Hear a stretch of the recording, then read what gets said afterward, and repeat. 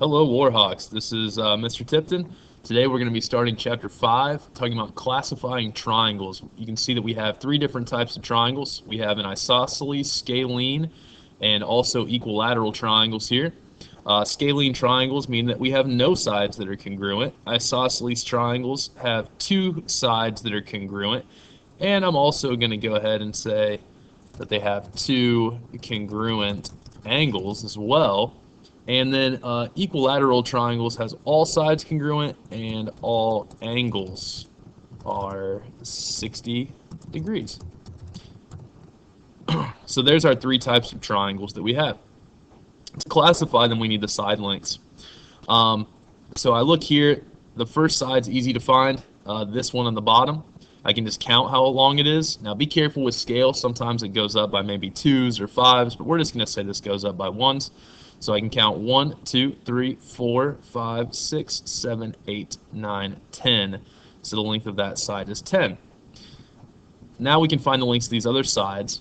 One way to do it, I like to do it this way, is to create right triangles in there so that we can use the Pythagorean theorem in order to find the length. Remember, this would be a right triangle here.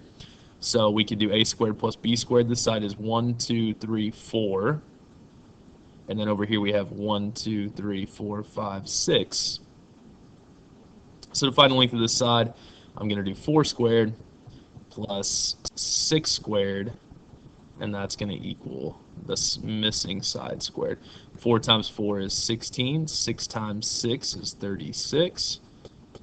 Add those together, and we get 52. And then take the square root of 52 is going to give us the length of that third side. Our answer ends up being 7.2 for that third side. So we'll call that C. So this side was 7.2. Now we want to find the length of this side over here. Again, I could create that right triangle.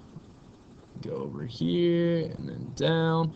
This side is 1, 2, 3, 4. And this side is 1, 2, 3, 4 as well. Let me see. 1, 2, 3, 4. 1, 2, 3, 4. Okay. So again, we have a right triangle there. We would do 4 squared plus 4 squared equals that side squared, which I'll say c squared. A squared plus b squared always equals c squared in a right triangle. So we have 16 plus 16 equals c squared. Add those together, we get 32. Take the square root of 32, and I get 5.7. All right, so some of you may be noticing that we could do this a lot faster.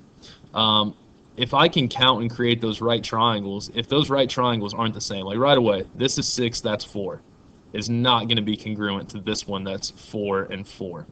It's just not going to work out. They're not going to end up being the same thing. So I really wouldn't have to go through the calculations unless they wanted the perimeter, they wanted me to show my work. But I knew right away that this is a scalene triangle. We had no sides that were the same. If 2 of them were the same, we would have said isosceles. If 3 of them were the same, it would have been equilateral. Now we look at this example here. So we want to see if this is a right triangle or not. So proving right triangles. All right. If it is a right triangle, then we should have points, or the lines that are created should have opposite reciprocal slopes or perpendicular slopes. So we're looking for perpendicular slopes, opposite reciprocals. So I need to find the slope of this line. You can use the slope formula, which is y minus y over x minus x.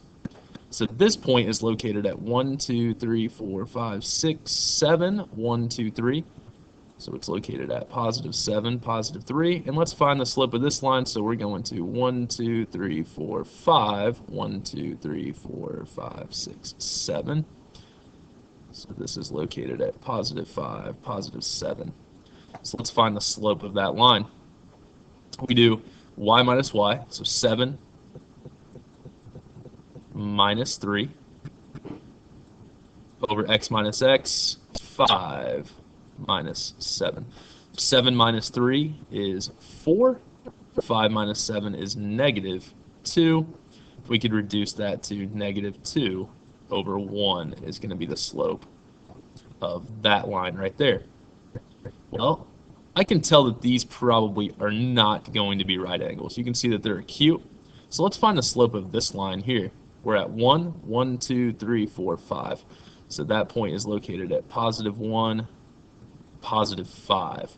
So if they're going to be perpendicular, we want opposite reciprocals. So I don't want it to be negative 2 over 1. I want it to be positive 1 over 2. Let's see what we get. So we're finding the slope of this line. I do y minus y, or 5 minus 7.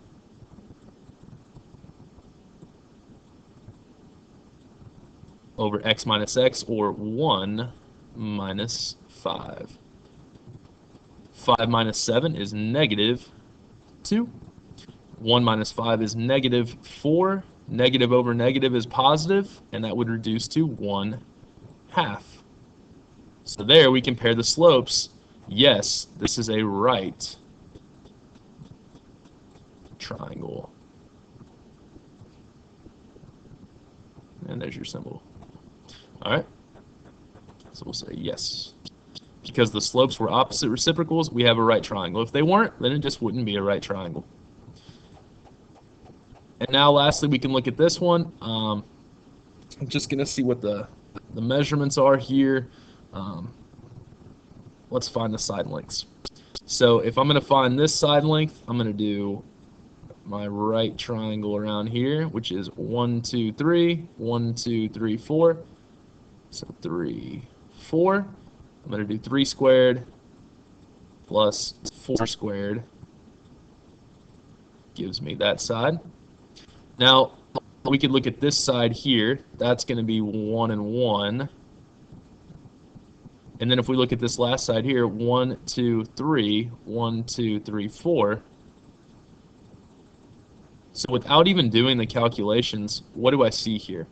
Well, I see that this side length is going to be 1 squared plus 1 squared, and then square rooted. So it's not going to be the same as these. But here, I see this side length and this side length both have right triangles with them that are 3 and 4, respectively. So guess what? Without even doing any calculations, I know that both of those are going to be the same. So there, I just wanted you to see